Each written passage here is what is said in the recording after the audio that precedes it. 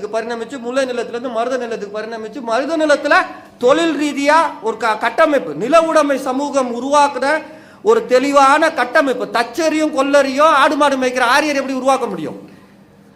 அது ஒரு டெக்னாலஜி. தச்சரும் கொல்லருன்றது இன்னைக்கு இன்ஜினியரிங் காலேஜ் இருக்க மாதிரி 5000 வருஷத்துக்கு முன்னாடி இன்ஜினியரிங் காலேஜை கட்ட முடியும்.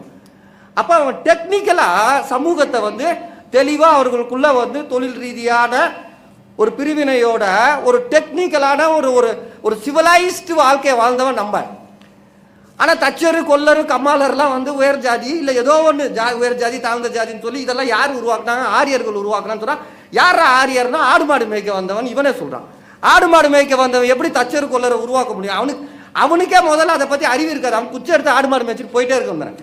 ஒரு தச்சரியோ கொல்லரையோ கம்மாளரையோ இல்லை இப்படியான ஒரு ஒரு சிவிலைஸ் ஒரு ஒரு ஒரு ஒரு வளர்ச்சி பெற்ற நாகரீகத்தோட குறியீடுகளையோ இல்லை அப்படியான ஒரு இதையும் உருவாக்கவே தேவையில்லை. முதல்ல தேவைதானே ஒன்று உருவாக்குது. அரசியலாக இருக்கட்டும், எதுவாக இருக்கட்டும், எந்த வளர்ச்சியாக இருக்கட்டும். அப்போ தொழில் ரீதியா இனக்குழு தன்மையிலிருந்து பரிணமிச்ச ஒரு சிஸ்டத்தை ஆரியர்கள் உருவாக்குறாங்கன்னு சொல்லி ஆரியர் சொல்றான்னா பரவாயில்ல, அவனுக்கு அதுல ஒரு லாபம் இருக்கு. அவன் தன்னை மேல நிறுத்திக்கிறதுக்காக ஒரு பொய்யான கதையை உருவாக்கியிருக்கான்.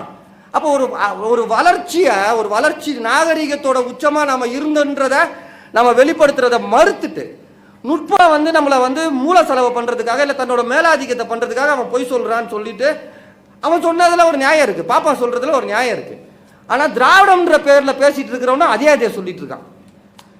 இவன் எதுக்குறா இதை சொல்றான்? இது பொய்யாச்சே. அவன் பாப்பா சொல்ற பிராமணர்கள் சொல்றதே ஒரு பொய்யான தத்துவமாச்சே. இப்படியான இது ஒரு வளர்ச்சி, அறிவியல் வளர்ச்சியை அவன் திருட்டுத்தனமா சொல்லிக்கிட்டு இருக்கிறான். திராவிட இயக்கத்தினக்காரன் ஏன்டா சொல்றான் அப்படின்னா, சார் ஒருவேளை விவரம் தெரியாம சொல்றாங்களோ நான் புரிஞ்சுக்கிட்டதுக்கு அப்புறம். ஏன்னா திராவிட இந்த இயக்கங்களோட பின்னணியில இருந்தானே வரேன்.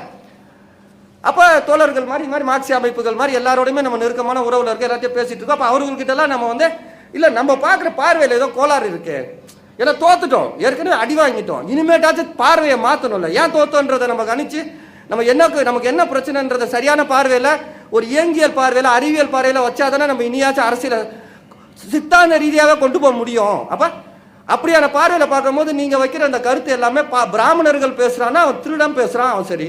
நீ ஏன் இதை பேசுகிற? உனக்கு விஷயம் தெரியலையா? அவன் வா பேசு, இதெல்லாம் கண்டுபிடிப்போம், வா விவாதிப்போம்.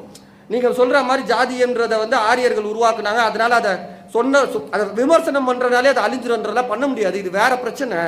இது இனக்குழு தாண்டி இப்படியான உள்முரண் அதில் உறவருக்கு முரணம் இருக்கு. அப்ப நம்ம அதை அந்த மார்க்சிய பார்வையில் பார்த்தா தான் இதை சரி பண்ண முடியும். வாங்கன்னா கடுமையான எதிர்ப்பு யார்கிட்ட இருந்து வருதுன்னா பாப்பாங்க கிட்ட இருந்து, பிராமணர்கள் கிட்ட இருந்து வரல, திராவிட இயக்கம்ன்ற அந்த கருத்து பேசுறவங்க கிட்ட இருந்து வருது.